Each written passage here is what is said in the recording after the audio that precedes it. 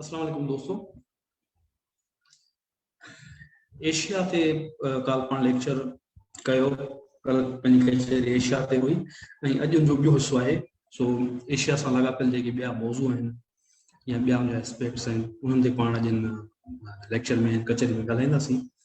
सो जीअं पाण स्टार्ट कयूं था अॼु बि इहा पंहिंजी प्रैक्टिस हूंदी त शुरूआति तव्हांजे इनपुट खां कंदासीं ऐं नेक्स्ट जेका स्लाइड आहे उहा तव्हांजे इनपुट सां ई लाॻापियल आहे ऐं तव्हां हुन में पंहिंजो इनपुट ॾींदो उन खां पोइ पाण कचहरी खे अॻिते वधाईंदासीं। सो हलूं था नेक्स्ट स्लाइड ते। हाणे जेके रीजन्स आहिनि एशिया में उहे बि मुख़्तलिफ़ कलर्स में ॾिनल आहिनि। मिसाल तौर ब्लू कलर आहे, येलो आहे, ऑरेंज आहे, रेड आहे, ग्रीन आहे ऐं पिंक आहे। हाणे इहे जेके बि कलर्स आहिनि उन्हनि खे मूं नंबर्स ॾिना आहिनि। जीअं ब्लू खे नंबर 1 ॾिनल आहे, येलो खे नंबर 2, ऑरेंज खे नंबर 3, रेड खे 4 ॾिनल आहे ऐं ग्रीन खे ॾिनल आहे 5 ऐं पिंक खे ॾिनल आहे 6। सो हाणे तव्हां इन्हनि रीजन्स जा तव्हां नाला ॿुधाईंदो ऐं तव्हां नालो ॿुधाइण जो तरीक़ेकार इहो आहे त तव्हां कलर बि खणी सघो था। फलाणो जेको कलर आहे ब्लू कलर वारो रीजन ही आहे, येलो वारो ही आहे, ऑरेंज वारो ही आहे, रेड वारो, ग्रीन वारो, पिंक वारो, या तव्हां नंबर बि खणी सघो था त फला नंबर वारो जेको रीजन आहे उनजो नालो ही आहे। सो तव्हांजे फीडबैक जो अनुसार आहे तव्हां ॿुधायो। ही एशिया जो ई मैप आहे ऐं एशिया जा जेके बि रीजन्स आहिनि उन्हनि खे मुख़्तलिफ़ कलर्स ॾिनल आहिनि। सो लेट्स सी तव्हांजी मालूमात जो अंदाज़ो थींदो त तव्हां हिन मैप खे ॾिसी करे कहिड़ो अंदाज़ो था लॻायो।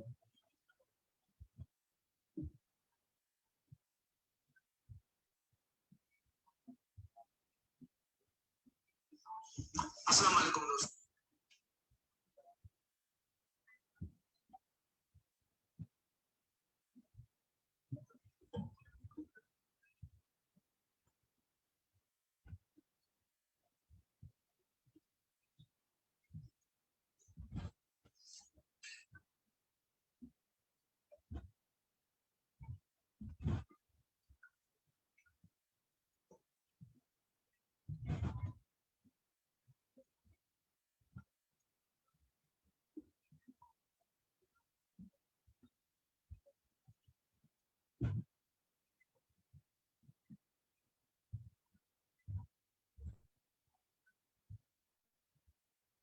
इन्हनि कलर्स खे ॾिसी करे तव्हां पंहिंजो फीडबैक ॾेई सघो था।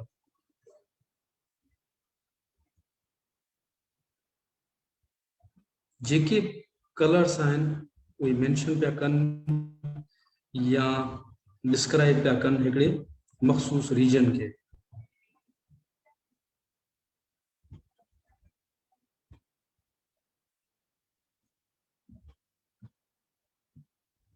ऐं असां कहिड़े रीजन में था रहूं उहो बि तव्हां ॿुधाए सघो था या असांजे घर वारो कहिड़ो रीजन आहे उहो पिणु हिन मैप जे ज़रिए मेंशन थियल आहे।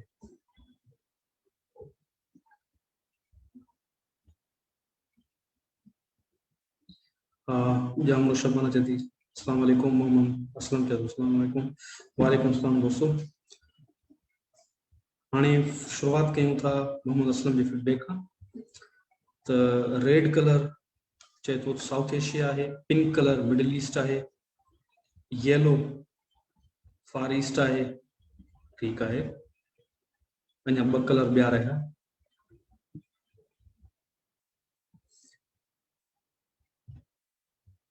जामनो शबना चए थी त एशिया में रहूं था। बिल्कुलु एशिया में रहूं था, पर एशिया जे कहिड़े रीजन में रहूं था। अच्छा, जामनो शबना चए थी त येलो जेको आहे ईस्ट एशिया आहे। ओके। ऐं मोहम्मद असलम चए थो we live in South Asia. Okay.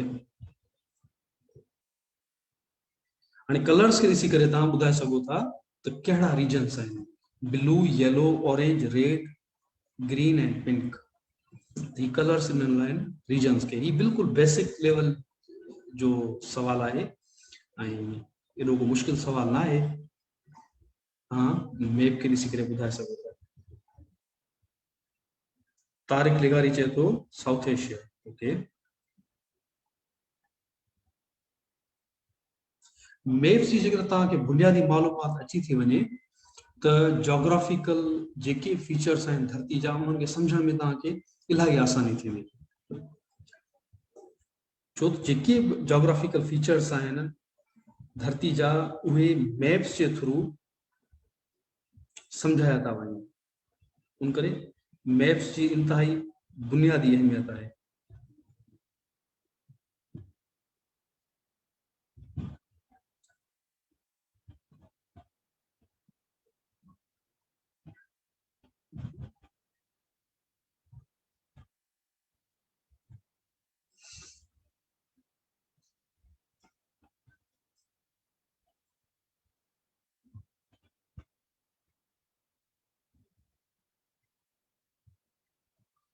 थोड़ा अञा वेट कयूं था तव्हांजी फीडबैक जो, जेको दोस्त रेस्पॉन्स करणु चाहे करे सघे थो।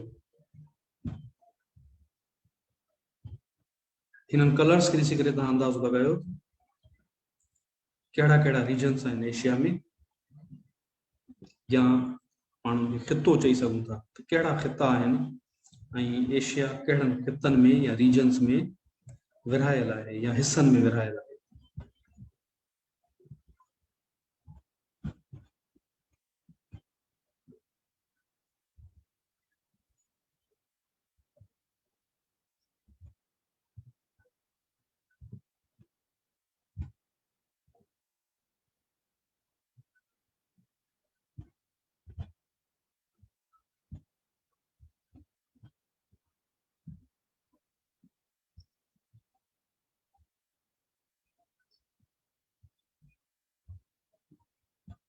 अच्छा, शबाना चए थी त सर मां लास्ट क्लास मिस कयो हुयो।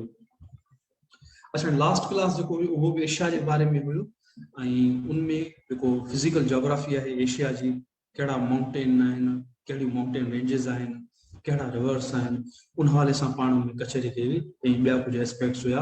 अॼु जेको आहे रिमेनिंग जेके एस्पेक्ट्स आहिनि उन्हनि जे हवाले सां पाण कचहरी कंदासीं।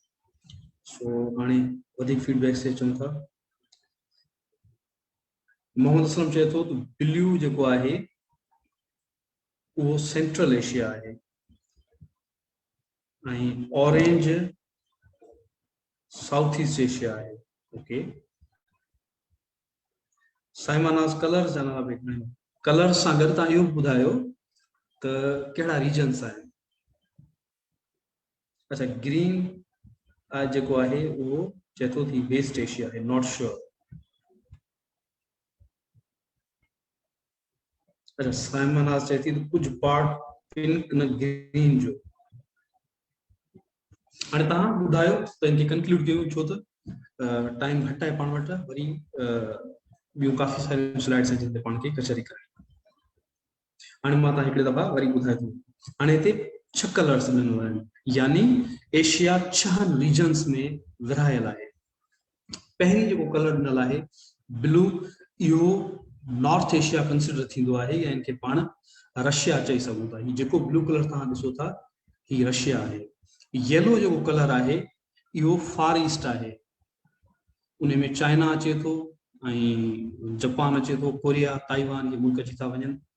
जेको ऑरेंज आहे इहो साउथ ईस्ट एशिया आहे, इन में इंडो चाइना जेको इलाइक़ो आहे, इंडो चाइना जो रीजन चइबो आहे, इन में म्यांमार आहे, थाईलैंड आहे, लाओस आहे, वियतनाम आहे, मलाइशिया आहे, इंडोनेशिया आहे ऐं ब्रूनई दारुल इस्लाम आहे, इहे मुल्कनि में अची था वञनि। ऐं इन खां पोइ जेको रेड कलर आहे इहो साउथ एशिया आहे, इन में पाकिस्तान, इंडिया, नेपाल, बांग्लादेश ऐं श्रीलंका, मालदीव इहे अची था वञनि। उन खां पोइ जेको रीजन आहे उहो जेको ग्रीन आहे इहो मिडल ईस्ट आहे, इन में तुर्की, ईरान, इराक, सऊदी अरब, इज़राइल, फ़लस्तीन, शाम, उर्दन, ओमान ऐं यमन ऐं जेको यूएई आहे, हिन खां अलावा आज़रबाईजान आहे, आर्मीनिया आहे, इहे मुल्कनि में अची था वञनि। ऐं जेको सिनाई जो जेको बेल्ट आहे या सिनाई पेनिनसुला इनखे चवंदा आहिनि, आहे इहो बेसिकली जो मिस्र जो इलाइक़ो, पर इहो पिणु एशिया में कंसिडर थींदो आहे। अच्छा, उनखां पोइ आहे पिंक, ऐं पिंक जेको आहे इहो सेंट्रल एशिया आहे। सेंट्रल एशिया में कहिड़ा मुल्क अची था वञनि? ताजिकिस्तान, उज़्बेकिस्तान, काज़ाकिस्तान ऐं तुर्कमानिस्तान।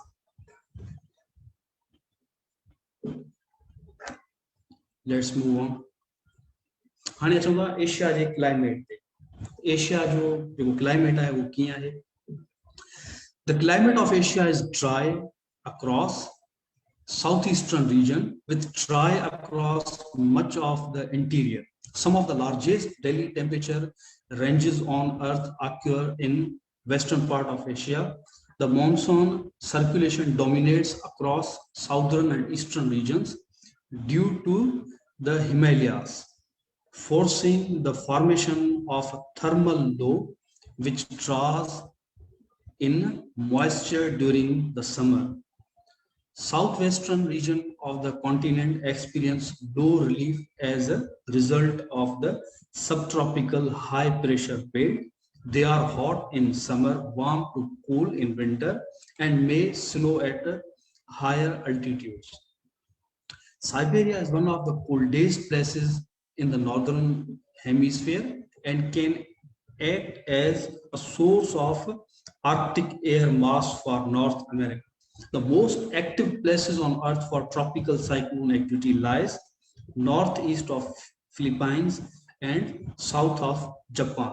जी कल मूं तव्हांखे ॿुधायो त साउथ जो एशिया जो जेको क्लाइमेट आहे उहो इंतहाई डाइवर्स आहे। हर तरह जो हिते मौसम, हर तरह जो जेको वेदर आहे उहो हिते पाण खे ॾिसण जे लाइ मिले थो।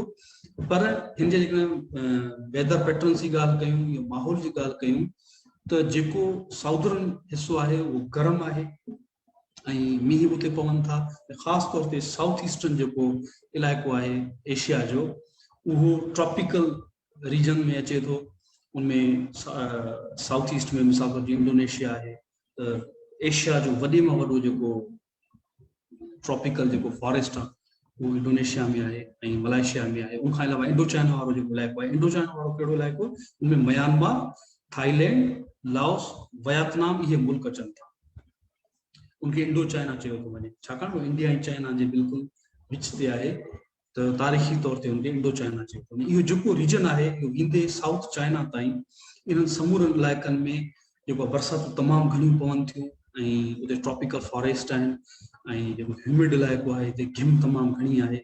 उनजो रीज़न इहो आहे त हेठां बिल्कुलु वेझर खां समुंड आहे ऐं समुंड मां जीअं एवापोरेशन थिए थी पाणी जी, उहो मथे जेके ग्लेशियर्स आहिनि उहे उनखे रोकीनि था ऐं उतां उहे बरसाति जी शिकल में ककड़ ठही करे उन इलाइक़नि ते वसनि था। इन रीजन में न सिर्फ़ु इहो इंडो चाइना अचे थो पर जेको साउथ इंडिया आहे उहो पिणु ट्रॉपिकल रीजन में अचे थो। बांग्लादेश जा जेके इलाइक़ा आहिनि ऐं उनखां अलावा इंडिया जो जेको इलाइक़ो आहे ईस्टर्न जेको पार्ट आहे उहो पिणु उन इलाइक़े उन रीजन में अचे थो, इन क्लाइमेट खां मुतासिर थिए थो। ॿिया जेके साउथ एशिया जा इलाइक़ा आहिनि, साउथ एशिया अची थो वञे, जेको वेस्ट एशिया आहे इहो थोरो ड्राई हिते माहौल आहे। या अञा जेकॾहिं इंटीरियर में तव्हां वञो त मंगोलियन स्टीपी आहे जेका, या सेंट्रल एशिया आहे उहो पिणु ड्राई ऐं बिल्कुलु कोल्ड आहे। इवन मंगोलिया खे त कोल्ड डेज़र्ट चयो थो वञे छाकाणि उते साइबेरिया खां उत्तर खां थधियूं हवाऊं अचनि थियूं मंगोलिया में, आहे बिल्कुलु ड्राई, बरसाति तमामु घटि थी पवे। वेस्टर्न जेको पार्ट आहे घणो तणो जेको एशिया जो उहो डेज़र्ट आहे। उनमें सऊदी अरब जो डेज़र्ट अची थो वञे, यूएई, ओमान ऐं सीरिया, इराक जा डेज़र्ट्स अची था वञनि। वरी बिल्कुलु जेका नॉर्दर्न टिप आहे वेस्टर्न एशिया जी उते वरी माउंटेन आहिनि, माउंटेन रीजन्स आहिनि, मेडिटेरियन क्लाइमेट उते अची बरसाति उते पवनि थियूं छाकाणि ब्लैक सी वटां ऐं कैस्पियन सी वटां जेको आहे ईरान ऐं तुर्की जो जेको इलाइक़ो आहे या अज़रबैजान जो इलाइक़ो आहे इहो वधीक ग्रीन आहे। जो रीज़न इहो आहे त उते मेडिटेरियन क्लाइमेट उते वधीक हावी आहे ऐं उते वधीक बरसातूं पवनि थियूं। सो हर तरह जो हिते वेदर मिले थो एशिया में। क्लाइमेट जे कॉन्टेक्स्ट में एशिया इंतहाई डाइवर्स आहे। हा जी, साइमन आज चए थी मूनसून बिल्कुलु हाणे ॿ पैटर्न्स आहिनि। हाणे मूनसून ते अॻियां अचूं था, ॿी स्लाइड आहे उनमें ज़िक्र थियल आहे त मूनसून जा कहिड़ा पैटर्न्स आहिनि एशिया में। Let's move on. हाणे टेम्परेचर्स ऐं प्रेसिपिटेशन ऐं मॉनसून, ये टे कॉन्टेक्स्ट आहिनि. इन कॉन्टेक्स्ट में इन ज़ावियनि में पाण एशिया खे ॾिसूं था. The southern sections of Asia are mild to hot, while far northeastern areas as Siberia are very cold. East Asia has a temperate climate. The highest temperature recorded in Asia was 54 centigrade at Tirat Zivi, Israel on June 21, 1914. At Ahvaz, Iran on June 29, 2017. हालांकि हिते हिकिड़ी शइ point out करणु घुरिजे त असां वटि तमामु घणी गर्मी पए थी, तमामु शदीद गर्मी थिए थी. असांजा जेके ॿ टे इलाइक़ा आहिनि जीअं पाण वटि जैकबाबाद आहे, नवाबशाह आहे, दादू आहे, या बलोचिस्तान में सिबी आहे, इहे पिण इलाही गर्म इलाइक़ा आहिनि. हिते टेम्परेचर लॻभॻि 53-54 ताईं कॾहिं कॾहिं जेको आहे पहुची थो वञे, छाकाणि हिते पिण शदीद गर्मी पए थी.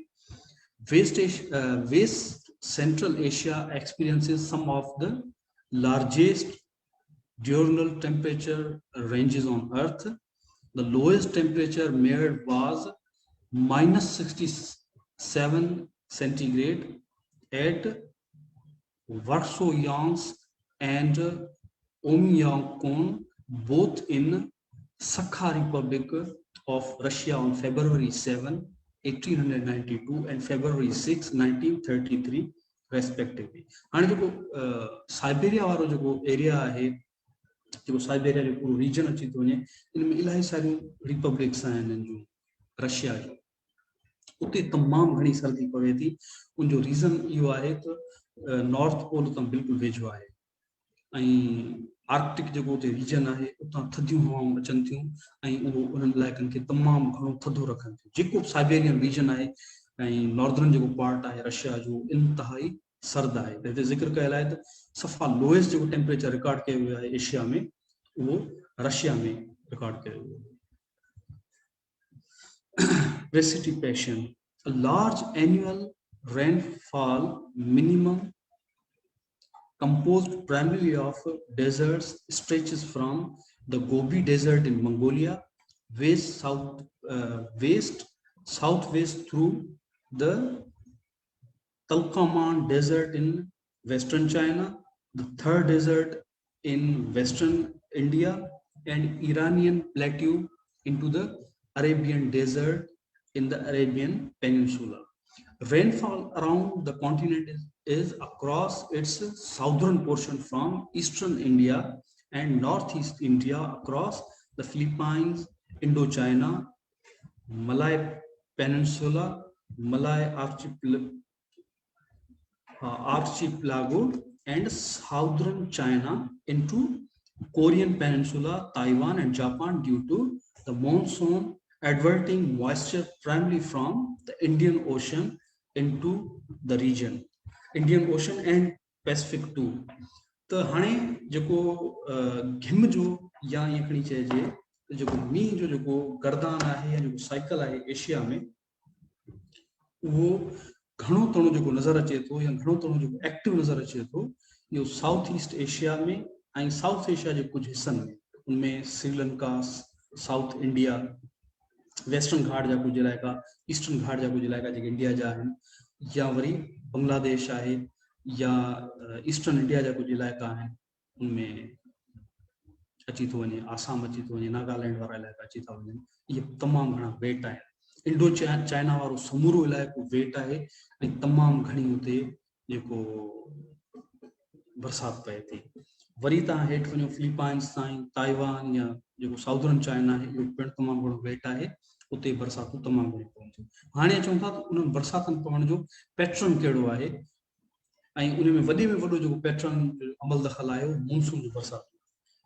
The Asian monsoon may be classified into few subsystems such as the South Asian monsoon, which affects the Indian subcontinent and surrounding regions, and East Asian monsoon, which affects southern China, Korea, and parts of Japan.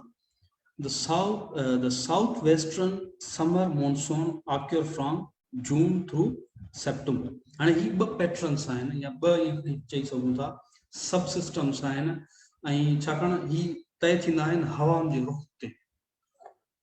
जेको हवाउनि जो रुख हूंदो आहे उन हिसाब सां इहे patterns या इहे सिस्टम्स ठहंदा आहिनि मॉनसून जा। छाकाणि त ॿ अलॻि अलॻि रीजन्स आहिनि त हिते ॿिनि अलॻि तरह जूं हवाऊं या हवाउनि जो जेको हलण जो तरीक़ेकार आहे उहो मौजूदु आहे। उन करे इन्हनि ॿिनि रीजन्स में ॿिनि अलॻि तरह जा जेके मॉनसून सिस्टम्स आहिनि उहे असरअंदाज़ थियनि था ऐं इन्हनि ॿिन्ही रीजन्स ते जेको आहे बरसातूं वसाइनि था। ऐं मॉनसून जो जेको पैदा थियणु आहे या उन सिस्टम जो जेको ठहणु आहे उहो सॼो डिपेंड करे थो ख़त इस्तवा ते, एक्वाटोर जेके पाण चऊं था। छाकाणि इहो जेको ट्रॉपिकल जेको रीजन हूंदो आहे उहो वेट हूंदो आहे थ्रू आउट वर्ल्ड। जेको बि तव्हां एक्वाटोर या ख़त इस्तवा ॾिसो था, जिथां जिथां इहा लीक गुज़रे थी या धरती जो जेको विच आहे उतां इहा गुज़रे थी। ऐं जिथे बि तव्हां वञो, मिसाल तौर ते अफ्रीका जी असां ॻाल्हि कयूं त हितां अफ्रीका बिल्कुलु विच अफ्रीका खां इहा जॾहिं लीक गुज़रे थी उते तमामु घणियूं बरसातूं पवनि थियूं। जीअं लेक विक्टोरिया आहे, कीनिया वारा इलाइक़ा आहिनि, युगंडा वारा इलाइक़ा आहिनि, इहे इंतिहाई ग्रीन आहिनि। या वरी जेकॾहिं साउदर्न जेको अमेरिका आहे उन जी असां ॻाल्हि कयूं त अमेज़ॉन जेको रेन फॉरेस्ट आहे उतां इहा लीक गुज़रे थी या इहा लकीर गुज़रे थी। उनमें ब्राज़ील अची थो वञे, पेरू अची थो वञे, या कोलंबिया जा जेके या वेनेज़ुएला जा जेके फॉरेस्ट आहिनि इहे इन ट्रॉपिकल लीक जे करे या ट्रॉपिकल रीजन्स जे करे आहे। ऐं जॾहिं एशिया मां इहा लीक गुज़रे थी या लकीर गुज़रे थी त मलेशिया ऐं इंडोनेशिया वटां गुज़रे थी ऐं हितां साउथ इंडिया वेझो पए थो ऐं ॿिया जेके इलाइक़ा आहिनि साउथ चाइना जा, इंडो चाइना जा, उहे पिणु इहे इलाइक़ा हितां वेझा था पवनि। उन करे इन्हनि इलाइक़नि में बरसातूं तमामु घणियूं पवनि थियूं ऐं बरसातनि जे पवण जे करे इहे समूरा इलाइक़ा वेट आहिनि ऐं ग्रीन आहिनि।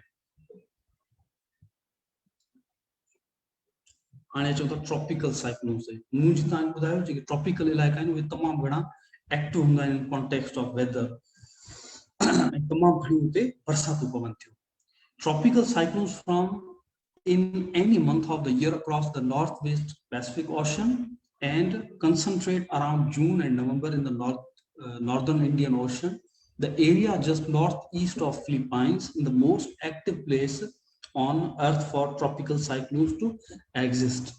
Across the Philippines themselves, activity reaches minimal in February before increasing steadily through June and spiking from July through October, with September being the most active month for tropical cyclones across archipelago. Activity falls off significantly in November, the most active season since 1945 for tropical cyclones. Strikes on the island archipelago was 1993 when 19 tropical cyclones moved through the country. There was only the tropical cyclone which moved through the Philippines in 1958. The most frequently impacted areas of Philippines by tropical cyclones are the northern Luzon and eastern Visayas. At 10-year average of satellite determined precipitation showed that at least 30% of the annual rainfall in the northern Philippines could be traced to tropical cyclones, while the southern islands receive less than 10% of their annual rainfall from tropical cyclones. Most tropical cyclones from the side of the subtropical ridge closer to the equator then move poleward past the ridge axis before recurring into the main belt of the westerlies. When the subtropical ridge position shifts due to El Nino, so will the preferred tropical cyclone tracks. हाणे जेके tropical cyclones आहिनि उन जो जीअं हिते ज़िक्र थियल आहे त फिलिपाइंस खां नॉर्थ ईस्ट वारो जेको एरिया आहे इहो इंतिहाई एक्टिव आहे साइक्लोन्स जे हिसाब सां। असां वटि तमामु घणा ईंदा रहिया आहिनि पर उन्हनि जो जेको मुक़ाबिलो असां उन रीजन सां कयूं, साउथ चाइना सी वारो जेको एरिया आहे त असां वटि कुझु बि कोन थो थिए, असां वटि तमामु घटि साइक्लोन्स अचनि था। वरी जेकॾहिं असां बांग्लादेश जी ॻाल्हि कयूं या साउथ इंडिया जी ॻाल्हि कयूं, म्यांमार जा जेके सामूंडी इलाइक़ा आहिनि, मलेशिया आहे, इंडोनेशिया आहे, उते पिण तमामु घणा साइक्लोन्स ईंदा रहनि था। ऐं उन्हनि जे पैदा थियण जो जेको इलाइक़ो आहे जिथां उहे अचनि था, इहे हिते ज़िक्र थियल आहे, उहे ट्रॉपिकल रीजन खां पैदा थियनि था, छाकाणि ट्रॉपिकल रीजन तमामु घणो एक्टिव हूंदो आहे क्लाइमेट ऐं वेदर जे कॉन्टेक्स्ट में, ऐं उहे मुतासिर कंदा आहिनि समूरनि इलाइक़नि खे। ऐं इहे साइक्लोन्स जेके आहिनि वेदर पैटर्न्स तय कंदा आहिनि मॉनसून जे दौरान ऐं बरसातनि जे वक़्त में। हाणे अचूं था climate change issues. Climate change is a global issue. Almost all countries of world are facing some sort of climate change issue. Asia is also facing climate related issues. It includes sea level rise, change of weather patterns, deforestation, lack of precipitation in some areas, desertification, sea encroachment, sea intrusion, etc. 16 countries of Asia are extremely vulnerable to climate change. Each nation's vulnerability was calculated using 42 socio-economic and environmental indicators, which identified the likely climate change impacts during the next 30 years. Asian countries of Bangladesh, India, the Philippines, Vietnam, Thailand, Pakistan, China, and Sri Lanka were among the 16 countries facing extreme risk from climate change. Some shifts are already occurring. For example, in tropical parts of India with a semi-arid climate, the temperature increased by 0.4 centigrade between 1901 and 2003. हाणे इहो सिर्फ़ु India जो त ज़िक्र कयल आहे, पर globally ऐं ख़ासि तौर ते एशिया में जो क्लाइमेट चेंज जे करे टेम्परेचर तमामु घणो तेज़ी सां वधे पियो ग्लोबली, ऐं उनजा जेके असर आहिनि उहे असां महसूसु करे सघूं था हर वारे गर्मियुनि जे दौरान। ऐं जेके वेदर पैटर्न्स चेंज पिया थियनि या इम्बेलेंस जेको अची वियो आहे मौसम में, इहो पिण इन क्लाइमेट चेंज जे करे आहे। ऐं हिते जी ज़िक्र कयल आहे हिन स्लाइड में त Bangladesh, India, Philippine, Vietnam, Thailand, Pakistan, China ऐं श्रीलंका तमामु घणा रिस्क ते आहिनि क्लाइमेट चेंज जे असरनि जे करे, ऐं उहे असर असां वटि ज़ाहिर थियणु शुरू थी बि विया आहिनि। असां वटि इलाही अरसे खां उहे असर ज़ाहिर थियणु शुरू थिया आहिनि, छाकाणि कुझु वरी असांजा पंहिंजा अहिड़ा अमल आहिनि जेके उन असर खे अञा वधीक तेज़ कनि था या वधाइनि था। मिसाल तौरु उन हिकिड़ो आहे डिफॉरेस्टेशन जो। असां तेज़ी सां पंहिंजनि ॿेलनि खे वढियो आहे। असां वटि जेका वेजिटेशन हुई नेचुरल, उहा असां लॻभॻि ख़तमु करे चुका आहियूं। जेका रही आहे उनखे तबाह करण जे कढ आहियूं। जेके तव्हां ॾिसंदा हो अॻे वॾा वॾा ॿेला हूंदा हुआ कच्छनि में, दरियाउनि जे ॿिन्ही कंधियुनि ते, उहे कटिजी विया। उहे मुख़्तलिफ़ बहाननि सां रियासत हथ सां कटराया। उनखां अलावा ॿिया जेके नॉर्दर्न एरियाज़ में हुआ ॿेला हुआ, उहे बि लॻभॻि तबाह थी चुका आहिनि। उनखां अलावा डेल्टा में जेको दुनिया जे वॾनि ॿेलनि में हिकिड़ो ॿेलो हो असां वटि मैंग्रोव जो, उहो बि हींअर तबाही जे किनारे ते आहे। ऐं ख़ुदि डेल्टा जी ज़मीन समुंड गिड़काईंदो थो वञे, मतिलबु सी इंट्रूजन ऐं सी एनक्रोचमेंट जो असां वटि इशू वधी वियो आहे। ॿियो वरी हिकिड़ो इशू आहे डेजर्टिफिकेशन। दुनिया में क्लाइमेट चेंज जे करे जीअं जेको आहे ह्यूमिडिटी जा पैटर्न चेंज पिया थियनि त, ऐं उनखां अलावा जेको हवा हले थी उन जा पैटर्न चेंज पिया थियनि, उनजे करे डेजर्टिफिकेशन वधे थी। मिसाल हिकिड़ो एग्ज़ाम्पल थो ॾियां त इहो नॉर्दर्न ईस्टर्न चाइना में डेजर्टिफिकेशन तेज़ी सां वधे पई, ऐं इवन उन्हनि उनखे रोकण जे लाइ उन्हनि इलाइक़नि में ॿेला पोखण पिणु शुरू करे छॾिया आहिनि। पर असां वटि त को कॉन्सेप्ट ई न आहे। जेकॾहिं असां वटि डेज़र्ट अञा वधीक इलाइक़नि खे जेकॾहिं मुतासिर करे थो या वारी उॾामी करे असांजे आबाद इलाइक़नि खे अञा वधीक मुतासिर थी करे, असां वटि को तस्वर ई न आहे उनखे कीअं रोकजे। ऐं जेको मुंहिंजो अंदाज़ो आहे त डेजर्टिफिकेशन या डेज़र्ट जे वधण जो या उनजे फैलजण जो जेको रेशो आहे, उहो असां वटि काफ़ी इलाही आहे। असां वटि उहो तव्हां ॾिसी बि सघो था, विटनेस करे सघो था, ऐं उनखे रोकण जो असां वटि को बंदोबस्तु न आहे। छाकाणि असां वटि त एतिरा ॿिया वॾा अहम इशू आहिनि जो माहौलियात खे सफ़ा लास्ट में रखियो थो वञे। हालांकि आहे तमामु अहम मामिलो, पर उन बावजूदि जेके माहौलियाती मामला आहिनि उन ते एतिरो ध्यानु कोन थो धरियो वञे।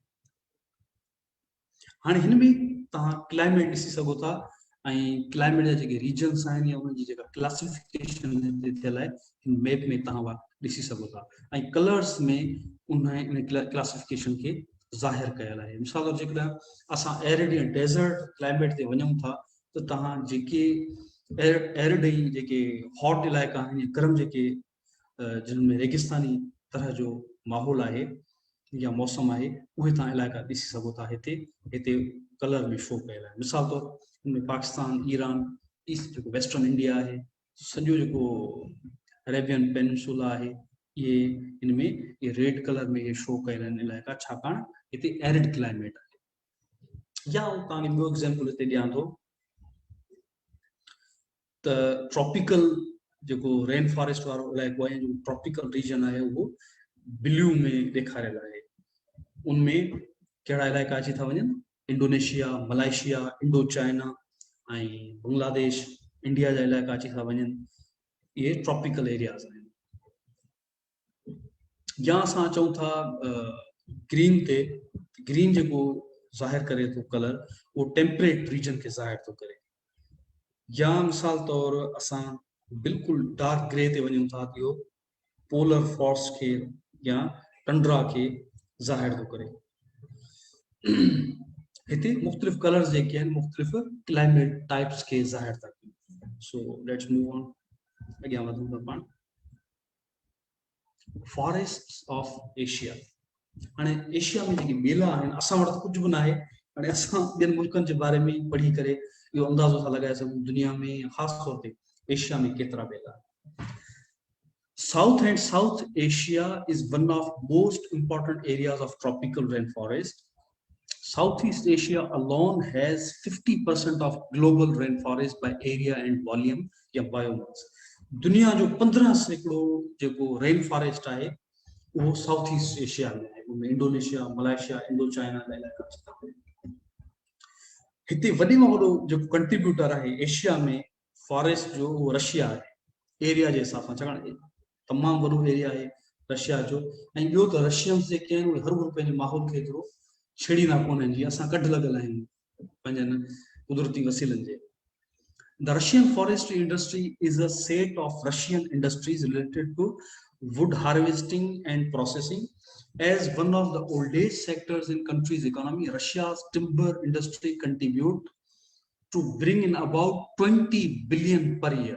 सिर्फ बेलन मां या काठ मां $20 billion कमाइन था रशियंस। असांजी पूरी एक्सपोर्ट जेतिरो पाकिस्तान जेतिरो पूरे मुल्क मां जो बरामदाद आहिनि या उन जो जेके एक्सपोर्ट्स आहिनि ओतिरो ही सिर्फ बेलन मां कमाइन था। तव्हां अंदाज़ो लॻाए सघो था त इंडिया में रशिया में जेका टिम्बर जी इंडस्ट्री आहे उहा केॾी वॾी आहे, केतिरी एक्सटेंडेड आहे। Russia has more than a fifth of the world's forest, यानी दुनिया जी 5% या 5 हिसो जेको दुनिया में जेके बि ॿेला आहिनि उहे सिर्फ रशिया में अथव। दुनिया में 5 जेके न दुनिया जे ॿेलनि खे पाण 5 हिसनि में विरहायूं, ईअं खणी चऊं त मोर देन 20% दुनिया जा जेके ॿेला आहिनि एरिया जे हिसाब सां असां ॾिसूं त मोर देन 20% उहे सिर्फ रशिया में आहिनि। Russia has more than a fifth of world's forest, making it the largest forest country in the world. According to data of 2015, the total forest area has exceeded 885 million hectares, representing 45% of the total area of country. हाणे असां वटि 3% या 2.5% जो जेको area आहे पाकिस्तान जो उनमें ॿेला आहे ऐं उहे बि तबाही जे किनारे ते आहे। रशिया जो तव्हां अंदाज़ो लॻाए सघो था त रशिया जी जेका पखेड़ आहे, हालांकि दुनिया जो वॾे में वॾो मुल्क आहे ऐं उन एरिया में जेको 45% रशिया जो एरिया आहे उहो सिर्फ ॿेला आहे, लगभग अधु। The stock of wood in area was 82 billion cubic meters. A significant portion of revenue from industry is generated by the export of raw materials from sawing logs. For a long time, Russia was the main supplier of raw wood material in Europe. However, according to 12 study by Food and Agriculture Organization of UN and the government of the Russian Federation. The potential of Russian forest is utilized and Russia's share of the global trade in forest products is less than 4%. So हिते वरी आउं दोहरायां त Asia में वॾे में वॾो जेको forest जो कंट्रीब्यूटर आहे वो रशिया आहे, उनखां पोइ साउथ ईस्ट एशिया अचे थो।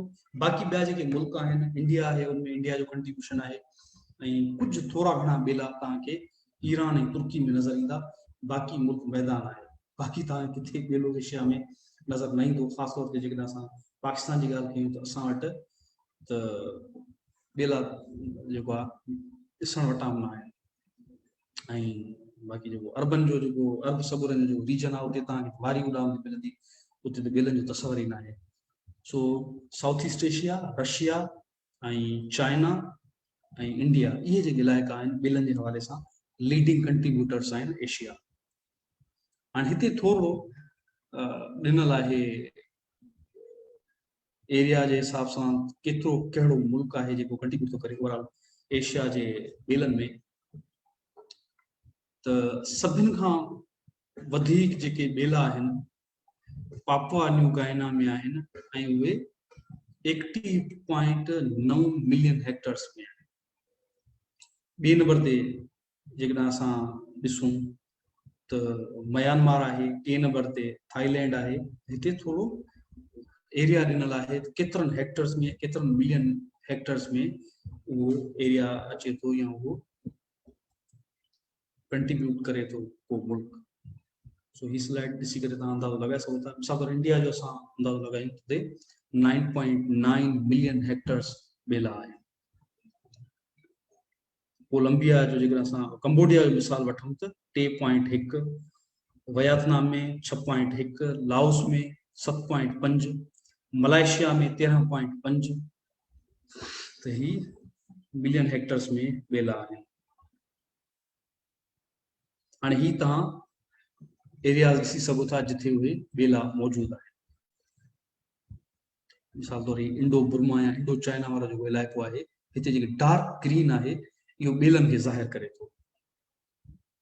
या ही जेको तव्हां एरिया ॾिसी सघो था, हिते म्यांमार जा इलाइक़ा आहिनि, बुर्मा आहे ऐं नागालैंड जा इलाइक़ा आहिनि, बांग्लादेश जा ईस्टर्न इलाइक़ा आहिनि, उते पिणु ॿेला मौजूदु आहिनि।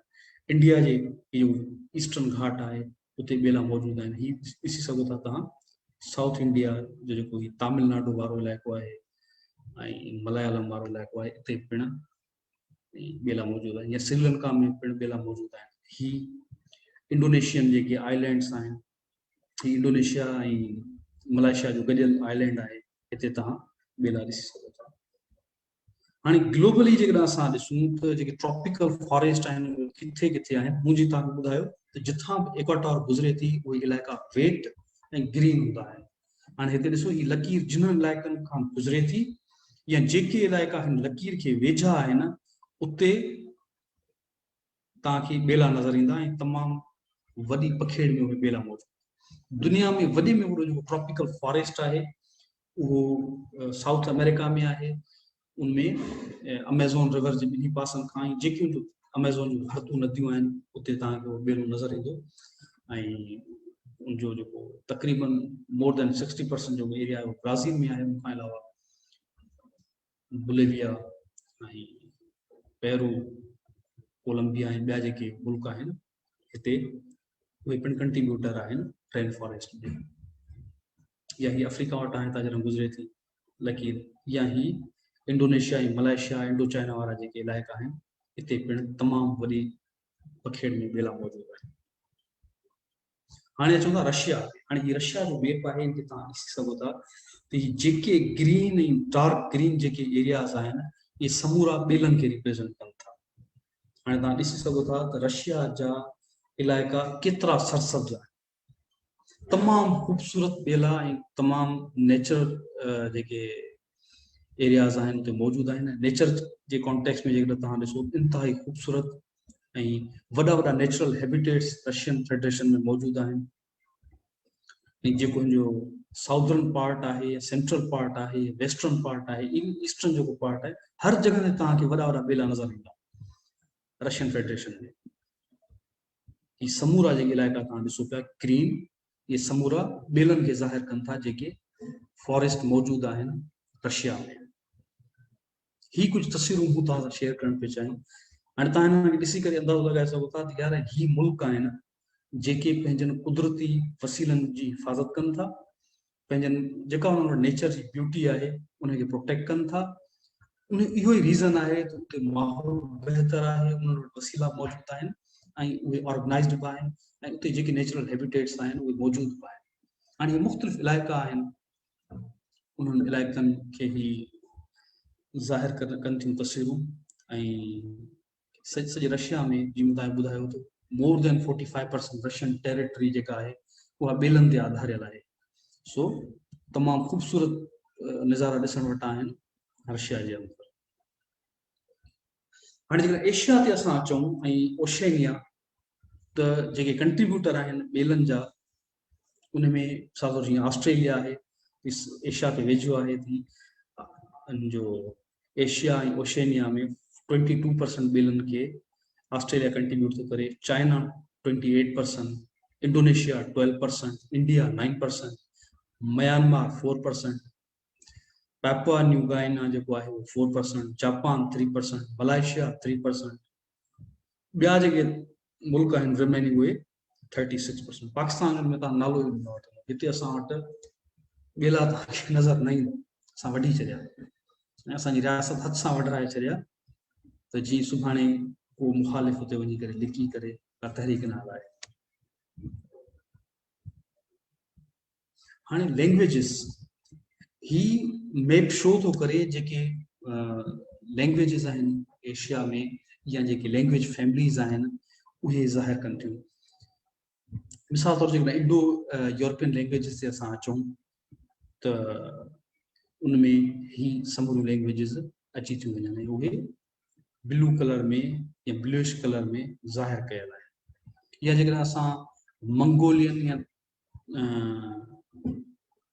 तुंग्विस्टिक जेका लैंग्वेज आहे उन ते ॾिसूं, इहे ग्रीन ऐं जेको लाइट ग्रीन में ज़ाहिर आहे।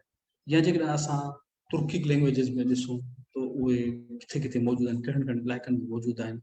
तुर्की सां लाॻापियल जेके ॿोलियूं आहिनि उहे हिते मौजूदु आहिनि। या सेमेटिक या सामी ज़बानूं आहिनि जेके उहे असां ॾिसूं त हिते हिन रीजन में मौजूदु आहिनि। अरबी अची थी वञे, हरबियूं अची थी वञे, जेका यहूदियुनि जी ॿोली आहे, इहे सामी ज़बानूं आहिनि।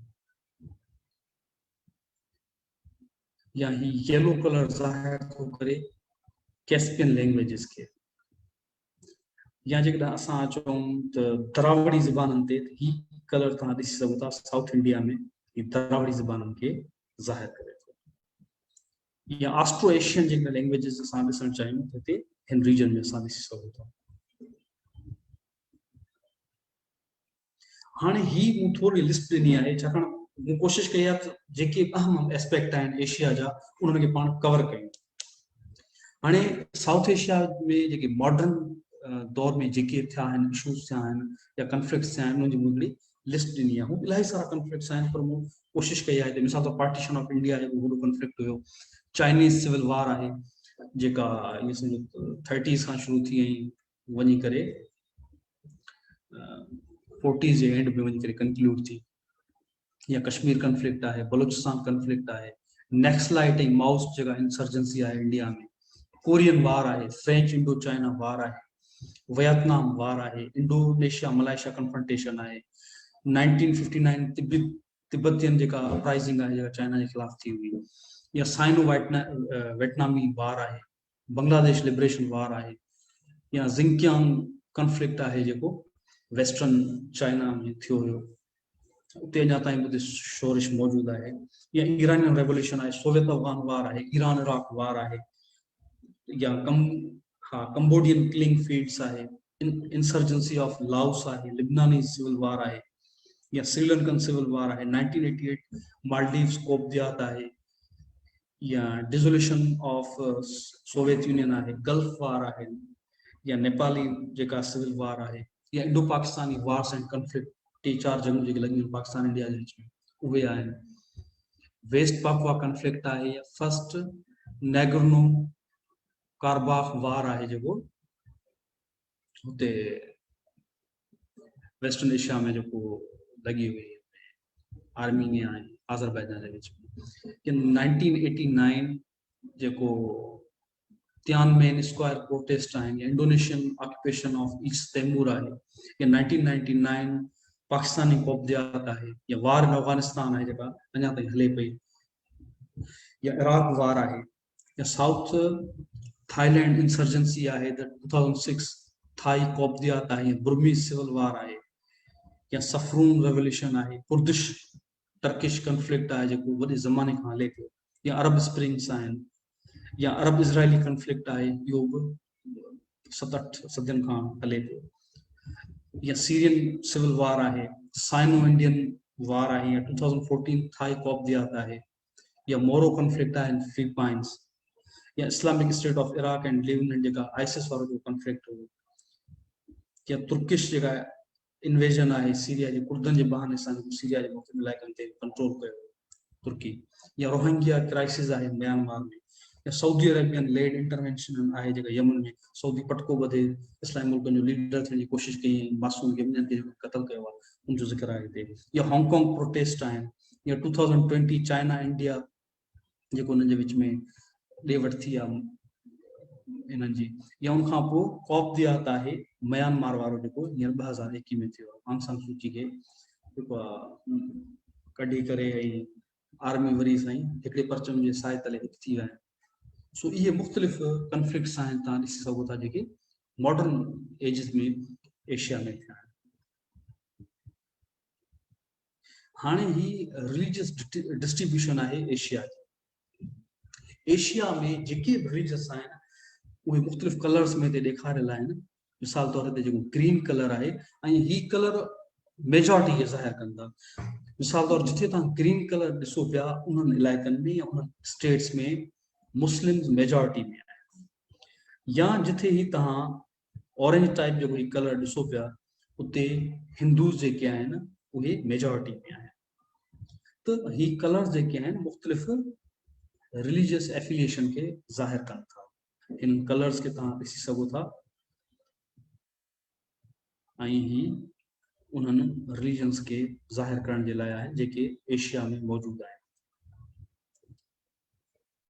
हाणे चऊं था रिलीजियस प्रैक्टिसिस ते हिकिड़ी स्लाइड आहे हिकिड़े दोस्त जी डिमांड हुई त रिलीजियस प्रैक्टिसिस ते पाण ॻाल्हाईंदासीं इन ते अचूं था तव्हां खां फीडबैक वठंदासीं पर थोरो इन जो इंट्रोडक्शन कराए वठूं रिलीजियस प्रैक्टिसिस में include rituals sermons commemoration or the veneration of deities and or saints, sacrifices, festivals, feasts, trances, initiations, funerals जेके आहिनि funeral जेके services हूंदियूं आहिनि या matrimonial services आहिनि meditation आहिनि prayer आहे music आहे art आहे dance आहे public service आहे other aspects of human culture.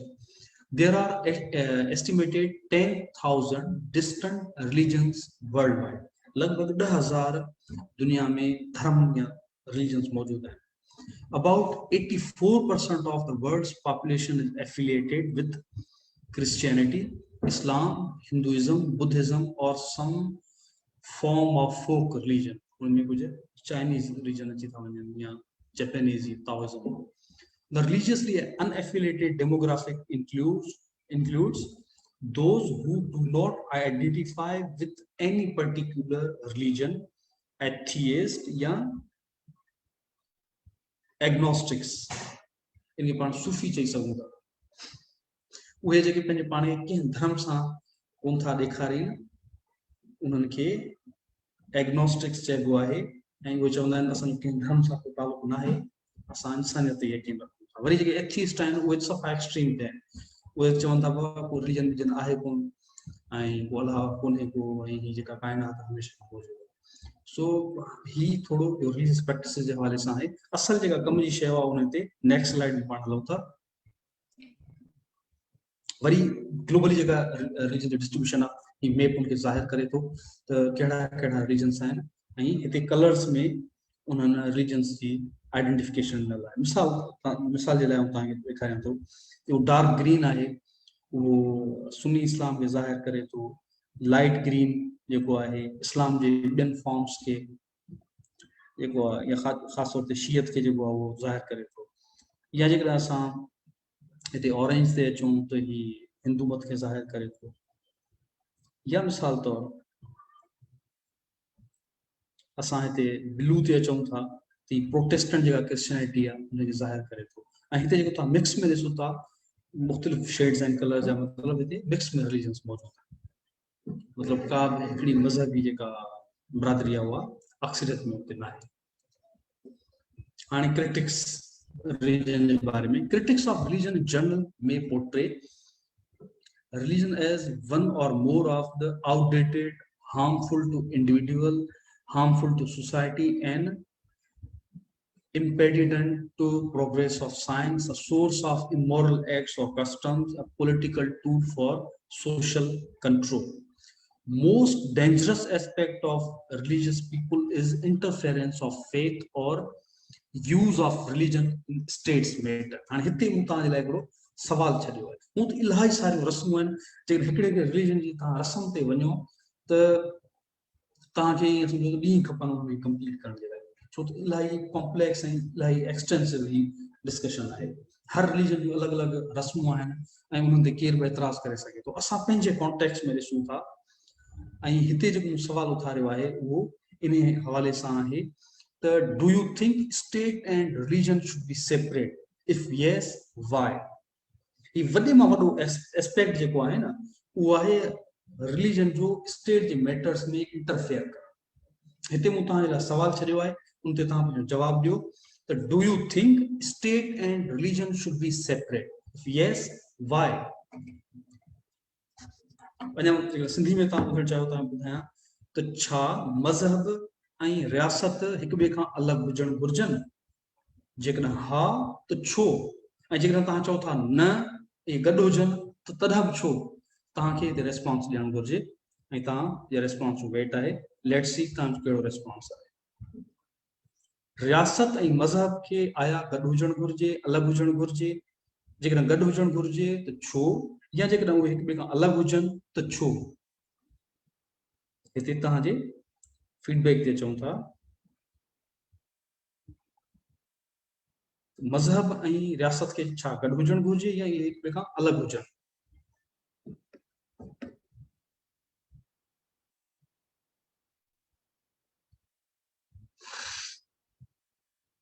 रियासत ऐं मज़हब खे गॾु हुजणु घुरिजे ऐं अलॻि हुजनि, जेकॾहिं गॾु हुजनि त छो, ऐं जेकॾहिं हिक ॿिए खां अलॻि हुजनि त छो।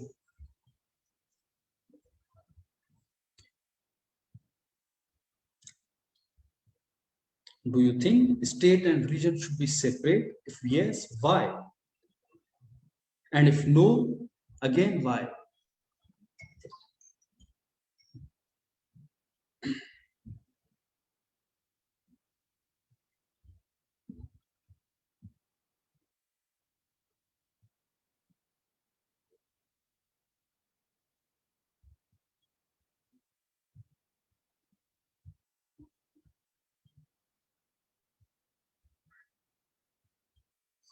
अच्छा हाणे अचूं था फीडबैक ते।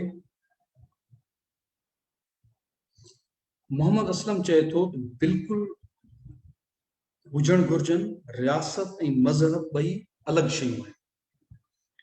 मोहम्मद असलम चए थो बिल्कुलु इहे अलॻि हुजणु घुरिजनि, छाकाणि त रियासत ऐं मज़हब ॿई अलॻि शयूं आहिनि। ओके, हाणे ॿियो को फीडबैक अचे थो, उन खां पोइ ॾिसूं था त कहिड़ी राय खे पाण कंक्लूड था कयूं। छाकाणि रियासत जो ऐं मज़हब जो जेको पाण में तालुक़ु आहे उनजो एग्ज़ाम्पल तमामु घणो मिले थो एशिया में, एशियन मुल्कनि में, पाकिस्तान में, मिडल ईस्ट में, इवन हींअर इंडिया में बि मिले पियो। अच्छा, सिंधी छोकिरी चए थी no they must be in relation because state rules on which peoples are supposed to follow under the specific government. Otherwise, each person have its own belief. They would not follow each other.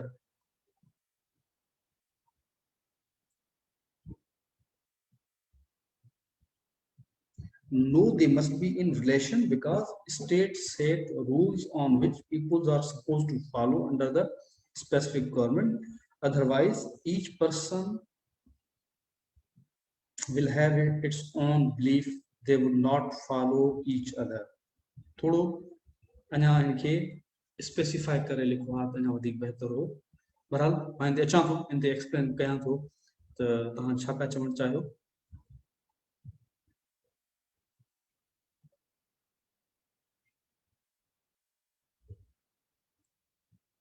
छो त असां वटि इलाही सारा हिते examples मिलनि था ऐं उन एग्ज़ाम्पल्स खे बयानु कंदुसि त मज़हब जो ऐं रियासत जो जेको कार वहिंवार आहे उहो जॾहिं गॾु थींदो आहे त छा थींदो आहे.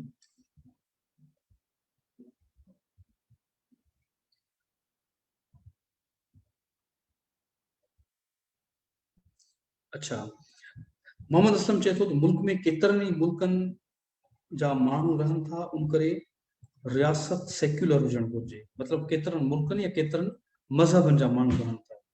ओके,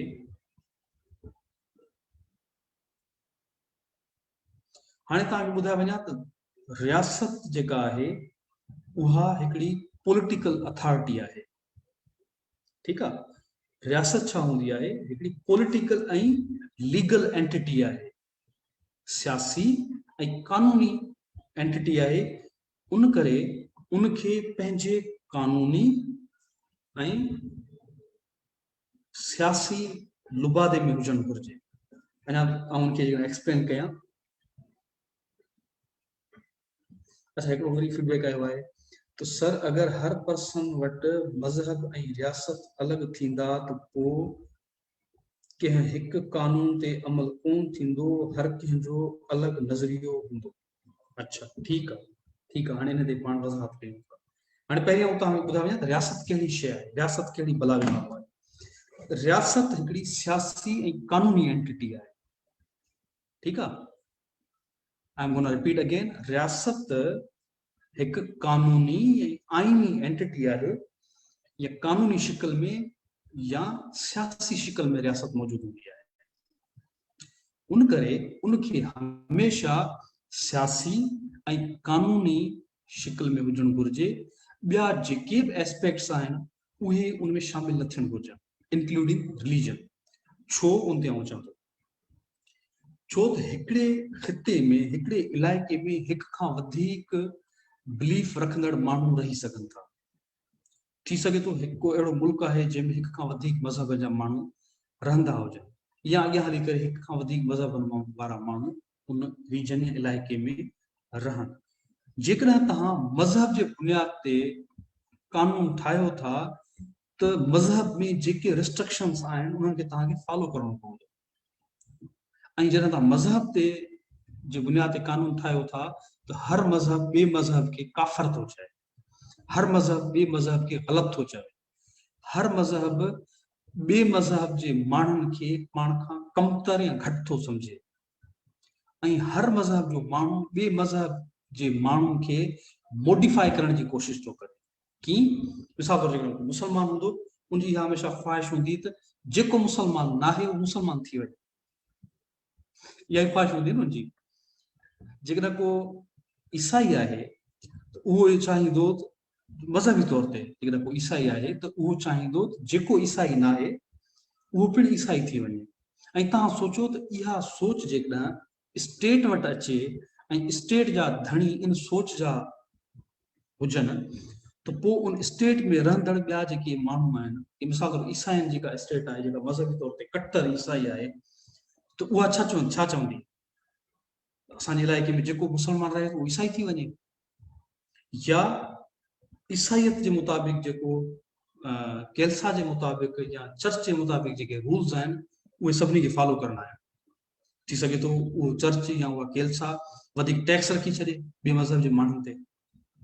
उन करे रिलीजन जेको बिलीफ सिस्टम आहे उहो माण्हू जो पर्सनल मैटर आहे, उहो माण्हू जी ज़ात ताईं हुजणु घुरिजे. ऐं मुस्लमान आहियां, इहो मुंहिंजो ज़ाती मामिलो आहे. मां कंहिं ते पंहिंजो नज़रियो या पंहिंजो मिसाल तौर जेको बिलीफ आहे ॿिए कंहिं ते थोपे नथो सघां. जेकॾहिं तव्हां ईसाई आहियो इहो तव्हांजो ज़ाती मामिलो आहे, तव्हांखे इहो को हक़ कोन थो थिए त तव्हां पंहिंजो नज़रियो या पंहिंजो मज़हब मुंहिंजे मथां थोपियो। इस्लाम में जीअं आहे लकुम दीनकुम वलिय दीन, तव्हांजो दीन तव्हां वटि, मुंहिंजो दीन मूं वटि। त लकुम दीनकुम वलिय दीन हिकिड़ो वॾी रेफरेंस पॉइंट आहे इहो ज़ाहिर करण जे लाइ त मज़हब ज़ाती मामिलो आहे। लकुम दीनकुम वलिय दीन, तव्हांजो दीन तव्हां वटि, मुंहिंजो दीन मूं वटि, यानी मुंहिंजो दीन मुंहिंजी ज़ात सां, तव्हांजो दीन तव्हांजी ज़ात सां, तव्हांजी पर्सनैलिटी सां। केरु कंहिं में उनमें इंटरफेयर न करे, ज़ोर ज़बरदस्ती न करे। पर असां वटि रविश अहिड़ी अची वई आहे जो अलाए कहिड़े तरीक़े सां मज़हब खे जेको आहे उनजी वज़ाहत थी कई वञे, हरू भरू मज़हब खे रियासत जे इदारनि में घुसेड़ण जी, उनखे विझण जी कोशिशि कई थी वञे। ऐं जॾहिं बि इहा कोशिशि थी आहे, दुनिया में जिथे बि इहा कोशिशि थी आहे, उते तबाही आई आहे। तव्हां वटि रोमन कैल्सा जो मिसाल मौजूदु आहे, रोमन चर्च जो मिसाल मौजूदु आहे। जॾहिं रोमन चर्च जी गवर्नमेंट हुई यूरोप ते, त यूरोप में माण्हुनि खे ख़ासि तौर ते यहूदियुनि खे ज़िंदा साड़ींदा हुआ। मुसलमाननि जे ख़िलाफ़ उन्हनि वॾियूं जंगूं, मज़हबी जंगूं शुरू कयूं, जिन्हनि खे मज़हब जे नाले ते जंगनि खे शुरू कयो वियो। ऐं ओटोमन एम्पायर ते ऐं ॿियनि जेको आहे जेके हिन जा ओटोमन एम्पायर सां गॾु ॿिया जेके उन दौर में जेके मुल्क हुआ या जेके गवर्नमेंट्स हुयूं, उन्हनि जे ख़िलाफ़ उन्हनि वार शुरू कयो। जेकॾहिं असां हिते मिडल ईस्ट में मिसाल वठूं त आइसिस छा कयो, मज़हब जे नाले ते उन्हनि जंग शुरू कई ऐं मज़हब जे नाले मुसलमाननि खे वरी जेको आहे न मोडिफाइड मुसलमान करण जी कोशिशि पिया कनि। अरे बाबा, हिकिड़ो अॻु में मुसलमान आहे, उनखे वधीक तव्हां अञा छा मोडिफाई कंदो, उनखे अञा तव्हां कहिड़ी सॉफ्टवेयर अपडेट उनजी कंदो। माना असां वटि जेका रविश आहे, हरू भरू असां माण्हुनि जा सॉफ्टवेयर अपडेट करण जी कोशिशि में हूंदा आहियूं। बाबा हीअ अपडेट करे वठि, हीअ अपडेट करे वठि, हिन जो सॉफ्टवेयर। अरे यार, कंहिंखे जीअण ॾियो, कि जंहिंजो जेको धर्म आहे, जंहिंजो जेको मज़हब आहे, जंहिंजो जेको रीजन आहे, उनखे पंहिंजे हाल ते छॾियो। लकुम दीनकुम जेको आहे वलिय दीन वारी पॉलिसी अपनायो, तव्हांजो दीन तव्हां वटि, मुंहिंजो दीन मूं वटि। ऐं जेसीं ताईं तव्हां उहा नथा कयो, तेसीं ताईं कंफ्रंटेशन ऐं बिलीफ जे बुनियाद ते कंफ्रंटेशन थींदी रहंदी। हाणे तव्हां ॾिसो त गुज़िरियल 2 ॾहाकनि में इस्लाम जे नाले ते जिन्हनि बि जंगूं शुरू कयूं आहिनि, इस्लाम जो नालो पूरी दुनिया में उन्हनि केॾो बदनाम कयो आहे। तालिबान जो मिसाल तव्हांजे आॾो आहे, आइसिस जो मिसाल तव्हांजे आॾो आहे। पोइ दुनिया जे ॿियनि मुख़ालिफ़ मुल्कनि खे मौक़ा था मिलनि, या ईअं खणी चइजे त बहाना था मिलनि असांजे माण्हुनि खे मारण जा। उनखे एक्सक्यूज़ मिलनि था, ऐं उन्हनि एक्सक्यूज़ जे बुनियाद ते उन्हनि छा छा कयो तव्हां ॾिसी सघो था। अफ़गानिस्तान ते उन्हनि अटैक कयो, इराक ते अटैक कयो, ऐं ॿियनि काफ़ी सारनि मुल्कनि ते, इलाइक़नि ते उहे अटैक करे चुका आहिनि। एक्सक्यूज़ कहिड़ो? बाबा ही टेररिस्ट आहिनि। छो? जेके शिदत पसंद आहिनि उहे ई चवंदा आहिनि, जेके बि शिदत पसंद आहिनि उहे ई चवंदा आहिनि त मज़हब ऐं रियासत गॾु विझणु घुरिजे, न त रियासत वटि पंहिंजो कानून हूंदो आहे, आइन हूंदो आहे। हाणे हिते हिकिड़ो कमेंट जेको आहे उनखे एड्रेस थो कयां। उहो कमेंट इहो हुयो त जेकॾहिं कानून हिकिड़ो न हूंदो त पोइ माण्हू हर को पंहिंजो कानून ठाहे करे हलंदो। न, ईअं कोन हूंदो। जिन्हनि मुल्कनि में मज़हब ऐं रियासत अलॻि अलॻि आहिनि त उते आइन जी बालादस्ती आहे न, उते रूल ऑफ लॉ आहे न। जेका तव्हांजो आइन मौजूदु आहे, आइन हर कंहिंजे बुनियादी हक़नि खे प्रोटेक्ट कंदो। आइन हर फर्द या इंसान जे बुनियादी हक़नि खे प्रोटेक्शन ॾींदो। जॾहिं उहो प्रोटेक्शन मौजूदु आहे, तव्हांजो जेको बि धर्म आहे, मुंहिंजो जेको मज़हब आहे, इहो असांजो महफ़ूज़ रहंदो। ऐं आइन इहो प्रोटेक्शन जेके बि तव्हां एडवांस मुल्क ॾिसो था, जेके जिन्हनि वटि माण्हू समझदार आहिनि, उहे जॾहिं पंहिंजो आइन ठाहिनि था त उन आइन में हर कंहिंखे पंहिंजो बिलीफ रखण जी इजाज़त हूंदी आहे। मिसाल तौर तव्हां यूके में वञो त यूके में छा मुसलमाननि खे मस्जिद ठाहिण जी इजाज़त न आहे छा? इजाज़त आहे, बिल्कुलु इजाज़त आहे। तव्हां उते मस्जिद ठाहे सघो था। सीरिया में तव्हां वञो त उते छा चर्च ठाहिण जी इजाज़त न आहे छा? बिल्कुलु आहे। पुराणा जेका क़दीम चर्च मौजूदु आहिनि सीरिया में। अहिड़े हिसाब सां त जिथे धर्म मज़हब हिक ॿिए खां रियासत खां अलॻि हूंदा आहिनि, रियासत जे मामले खां अलॻि हूंदा आहिनि, उते कंफ्रंटेशन न हूंदी आहे कम्युनिटीज़ जे विच में, उते पीस हूंदो आहे। हाणे हींअर जी मिसाल तौर इंडिया जो तव्हां मिसाल ॾिसो, इंडिया में जहिड़ो कर हिंदू इंतिहा पसंद जी गवर्नमेंट आहे। उते हींअर सूरत हाल ॾिसो त ॿियनि कम्युनिटी सां इंक्लूडिंग मुस्लिम्स उन्हनि सां रविश उन्हनि जी कहिड़ी आहे। जेकॾहिं इंडिया में का शइ थी चओ था ख़राबु आहे, उहा साॻी शइ जेकॾहिं असां हिते करणु या हिते जेकॾहिं थिए थी उनखे चओ भलो आहे, इहा सोच न हुजणु घुरिजे। जेकॾहिं किथे बि मज़हब रियासत जे मामलनि में मुदाख़लत करे थो या कंहिं फैथ जे बुनियाद ते तव्हां माण्हुनि खे ट्रीट करणु शुरू कयो या का रियासत धर्म या मज़हब जे बुनियाद ते माण्हुनि सां रवैयो अपनाइणु शुरू करे, इहो ग़लति हूंदो आहे। कंहिं बि क़िस्म जो फ़र्क़ु मज़हब, रेस या ईअं खणी चओ त ॿोली जे बुनियाद ते कंहिंसां को फ़र्क़ु रखणु, इहो कानूनी, अख़लाक़ी ऐं इंसानी बुनियादुनि ते ग़लति आहे।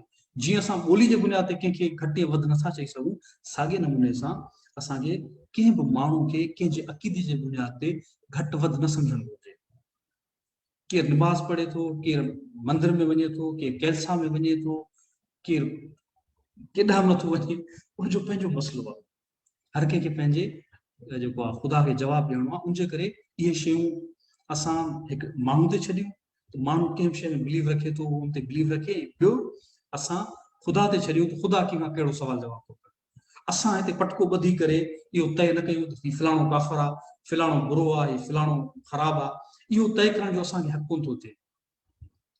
सो उन करे त जेको मज़हब आहे ऐं रियासत आहे, इहे ॿ अलॻि अलॻि शयूं आहिनि, इन्हनि खे अलॻि अलॻि हुजणु घुरिजे ऐं हर कंहिंखे पंहिंजी लिमिट में रहणु घुरिजे। कंहिं बि रियासत खे इहो अख़्तियार न आहे त कंहिं बि धर्म ते उहो अटैक करे, कंहिं मज़हब ते, कंहिं अक़ीदे ते, कंहिं रिलीजन ते उहो अटैक करे। साॻे नमूने सां कंहिं बि रिलीजन या कंहिं मज़हब खे इहो हक़ कोन थो थिए त उहो हरू भरू कंहिं रियासत जे मामलनि में वञी करे मुदाख़लत करे। उन करे जेके रियासत जा रिप्रेज़ेंटेटिव्स आहिनि या जेके मज़हब जा रिप्रेज़ेंटेटिव्स आहिनि, उहे पंहिंजनि हदनि में रहनि, अलॻि अलॻि रहनि। बाक़ी जेको मज़हब आहे उहो हर कंहिंजो ज़ाती मामिलो आहे। केरु कहिड़े बिलीफ ते यकीन थो रखे, इहो हुनजो हक़ आहे। केरु उनजे उन हक़ खे जेको आहे उनजी छेड़छाड़ नथो करे सघे ऐं हर को पंहिंजी लिमिट में रही करे बग़ैर कंहिंखे हार्म करण जे, बग़ैर कंहिंखे नुक़सानु रखण जे छा बि करे थो, इहो उनजो मामिलो आहे। केरु उन ते सवाल कोन करे। हाणे असां चऊं था त जेके बि हाणे हीउ ॾाढो क्रिटिकल मामिलो आहे त पर बहरहाल मूं हिकिड़े दोस्त जो कमेंट कल्ह त जेके बि रिलीजियस कस्टम्स आहिनि उन्हनि ते थोरो पाण ॻाल्हाईंदासीं। ऐं सिर्फ़ु हिते तव्हां खां उन्हनि मज़हबी रस्मनि जी ॻाल्हि कंदुसि जेके इरेशनल आहिनि, जिन्हनि जो असल धर्म सां, असल मज़हब सां, रिलीजन सां को तालुक़ न आहे, पर को माण्हुनि उहे रस्मूं मज़हबनि में ऐड करे छॾियूं आहिनि जेके नेगेटिव आहिनि ऐं जिन्हनि जो असांजे मज़हब सां जेको आहे तालुक़ ज़ाहिरी तौर ते को कोन्हे, पर माण्हू उहे प्रैक्टिसिस कनि था ऐं माण्हू उन्हनि प्रैक्टिसिस जे करण सां मुख़्तलिफ़ नुक़सान पहुचाइनि था। सो उनजे करे हिते ही सवाल आहे त जेके इरेशनल रिलीजियस कस्टम्स आहिनि या बिल्कुलु जेके जाहिलाणियूं मज़हबी रस्मूं आहिनि, उहे कहिड़ियूं आहिनि, उनजे बारे में तव्हां छा चओ? जेके बि इरेशनल रिलीजियस कस्टम्स हुजनि, उन्हनि जो तव्हां ज़िक्र ते करे सघो था। त हिन स्लाइड सां पाण हिन खे कंक्लूड कंदासीं अॼोकी कचहरी खे। तव्हां ॿुधाए सघो था त जेके बि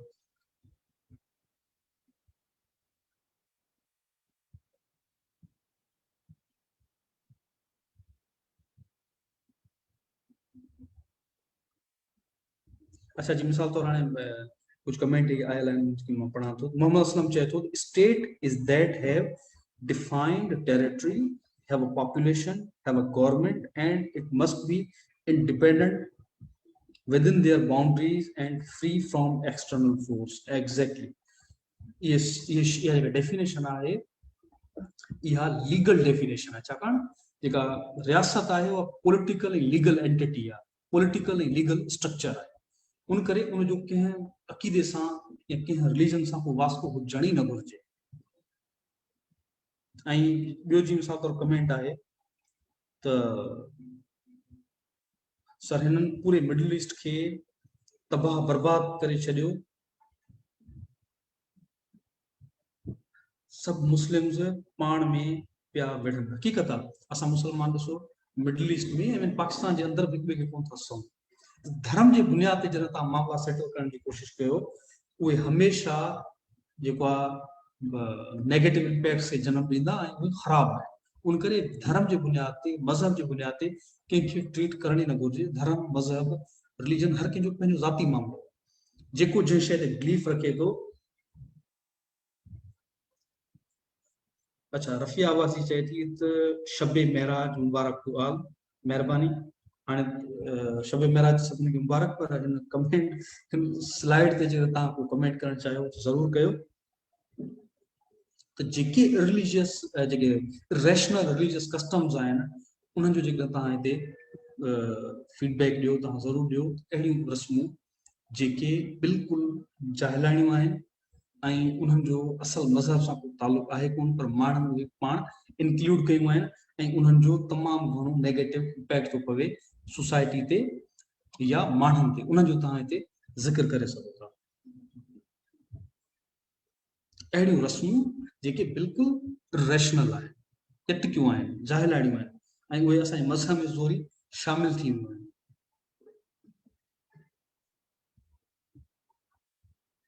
ऐं उहे असांजे कल्चर वटां कुझु अहिड़ियूं शयूं आहिनि जेके आउं तव्हांखे ॿुधाए सघां थो जे असांजे कल्चर मां शामिल थियूं आहिनि।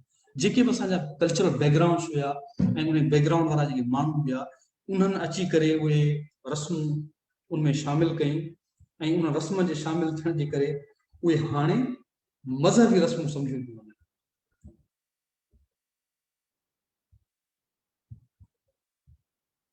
हिते हिकिड़ो कमेंट आहे त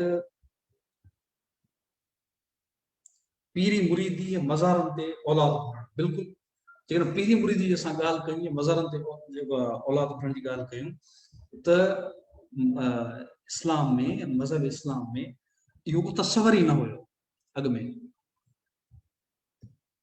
ऐं पर हाणे इहो आहे क़बरनि ते वञणु या मिसाल तौरु उते वञी करे या दुआ घुरणु त मूंखे औलाद थिए या ॿी का मुंहिंजी ख़्वाहिश पूरी थिए, त इहा इरेशनल आहे। इन जो धर्म सां मज़हब सां को तालुक़ु ई न आहे। को पीर तव्हांखे कंहिं पीर जी का क़बर जेकर तव्हांखे तव्हां सोचो था त को औलाद ॾींदी त इहा बेवकूफ़ी वारी ॻाल्हि आहे। या मिसाल तौरु के माण्हू चवनि था त जेकर कंहिं माण्हू खे जिन पइजी वञे तव्हांखे क़बर ते वञी करे उहो कढाए सघो था जिन। असल में जिन त फ्रस्ट्रेशन आहे, फ्रस्ट्रेशन जो हिकिड़ो नालो आहे, उनखे असां मुख़्तलिफ़ नालनि में हाणे तव्हां ॾिसो न, जिन हमेशह ग़रीब माण्हू खे थींदा आहिनि। कंहिं अमीर खे तव्हां जिन थींदे न ॾिठो हूंदो। मिस्किन जेको अॻु में ॾुतड़ियल आहे, जेको बुख मरे पियो, सियासी समाजी इक़्तिसादी परेशानियुनि में जेको सफ़ा माना तबाह आहे, जिन बि उनखे थींदो आहे। यूरोप में कंहिं जिन नथो थिए, ॾिसो अमेरिका में कंहिंखे कोन थो थिए। ही देव जिन बाऊ सभु जेके आहिनि चंबड़ंदा आहिनि हिते एशिया में, ख़ासि तौर ते हिते पाण वटि साउथ एशिया में। जो रीज़न इहो आहे त असां वटि उन्हनि जो हिकिड़ो ॾाढो भलो कमेंट कंहिं ॿुधायो त चई त जॾहिं तव्हांजे माण्हुनि जो जीअरनि माण्हुनि तां विश्वास खॼी वञे, भरोसो खॼी वञे, पोइ माण्हू क़बरनि जे कढ लॻंदा। जॾहिं माण्हुनि जो जीअरनि माण्हुनि तां विश्वास खॼी वञे या जेके जीअरा माण्हू आहिनि उन सां हमेशह धोखा कनि, दगाऊं कनि, धोखेबाज़ियूं कनि, त पोइ उहे क़बरनि जे कढ लॻंदा आहिनि। असां वटि उहा ई सूरत हाल आहे। माण्हू जेके क़बरनि जे कढ उन जे करे लॻंदा आहिनि त जीअरनि माण्हुनि मां उन्हनि जूं करे मुरादूं पूरियूं थियनि ई कोन। सो जीअरनि माण्हुनि खे माण्हुनि जूं मुरादूं पूरियूं करण जी कोशिशि करणु घुरिजे। बाक़ी ही तव्हां इहो सोचो त पीरी मुरीदी सां कुझु थियणो आहे या कंहिं क़बर ते वञी करे का शइ तव्हांखे मिलणी आहे त इहा ख़ाम ख़्याली आहे।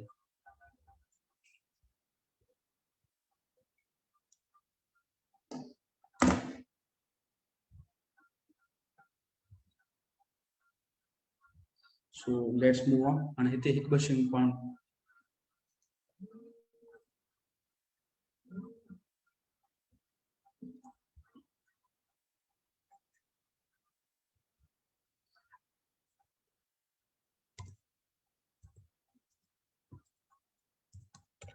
साइंस या जेके असां ग्रेव से वञूं था, इन जो कंहिं धर्म सां इरेशनल आहे बिल्कुलु शइ। ठीकु आहे। यूज़िंग वेस्ट, हाणे जेको वेस्ट यूज़ थिए थो मुख़्तलिफ़, हाणे नाला कोन थो खणा, मता कंहिंजी दिलि आज़ारी थिए। असां वटि कुझु माण्हू कुझु जानवरनि जे वेस्ट खे मोतबर सम्झंदा आहिनि, चवंदा आहिनि त ही तमामु मोतबर आहे। हाणे कंहिं बि जानवर जो वेस्ट तव्हांजी का हा ॿनी में वञी विझो मतां दरख़्वास्त थी वञे, पर कंहिं बि जानवर जो को जेको वेस्ट आहे न, उन सां कंहिंजो भलो न आहे थियणो, मेडिकली उनजो को बि फ़ाइदो न आहे, पर माण्हू उनखे भलो सम्झनि था। या असां हिते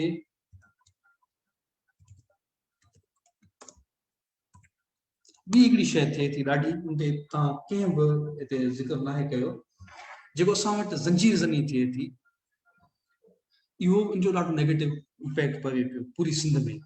एड्स जी कारी साई फैलिजे पई, इनजो रीज़न इहो आहे त हिकिड़ी ब्लेड, हिकिड़ी ज़ंजीर खे 5-5, 10-10 माण्हू यूज़ था कनि।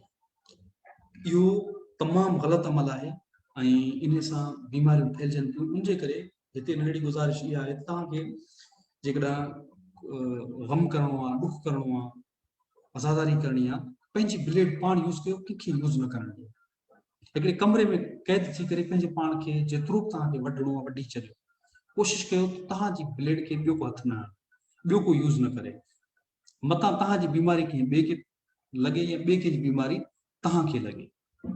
उनजे करे पंहिंजे शऊर खे एतिरो असां जेको आहे अॻियां कयूं, एतिरो असां समझदारी सां अॻियां वधूं त जेको ब्लेड्स आहिनि या हिकिड़ी चऊं जेके ज़ंजीरूं आहिनि, उहे असां पाण यूज़ कयूं। तव्हांजो कहिड़ो बि अक़ीदो आहे, तव्हां उहे कीअं था ॾिसो, ग़लति सम्झो या सही सम्झो, हीअ मैसेज उन्हनि दोस्तनि जे लाइ आहे त जेके इहे शयूं ॾिसंदा आहिनि या उन्हनि जे इर्द गिर्द थियनि थियूं, इहे मैसेज ज़रूरु कन्वे कनि त जेको ब्लेड यूज़ करे थो ॾुख जे लाइ या आज़ादारी जे लाइ, उहो पाण पंहिंजी हद ताईं रखे।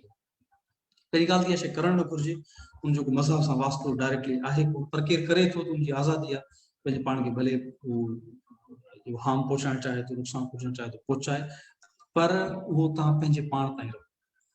ॿिए कंहिंजी यूसेज कयल शइ तव्हां यूज़ न कयो, न वरी तव्हां पंहिंजी यूज़ कयल शइ कंहिं ॿिए खे ॾियो। त जीअं जेके बीमारियूं फैलिजनि थियूं ब्लड जे थ्रू या ब्लड ट्रांसमिशन जे थ्रू में, मिसाल तौर हेपेटाइटिस सी आहे, एड्स आहे, इहे फैलिजण खां रुकिजी सघनि, छाकाणि असां वटि इलाही सारा अहिड़ा केसिस आया आहिनि जिन्हनि ते शक थिए थो त इहे इन जे थ्रू बीमारियूं फैलियूं। उन करे इन शइ जो हमेशह तव्हां एहतियात रखो। सो अॼोको पंहिंजो जेको लेक्चर आहे, ॿियूं बि इलाही सारियूं रस्मूं थी सघनि थियूं, पर ही ॾाढो मामलो क्रिटिकल आहे, इनखे वधीक कोन था छेड़ियूं। सो इंशाल्लाह सुभाणे वरी कंहिं ॿिए मौज़ू सां इंशाल्लाह तव्हां सां गॾु हूंदासीं। सो सुभाणे जे लाइ अल्लाह।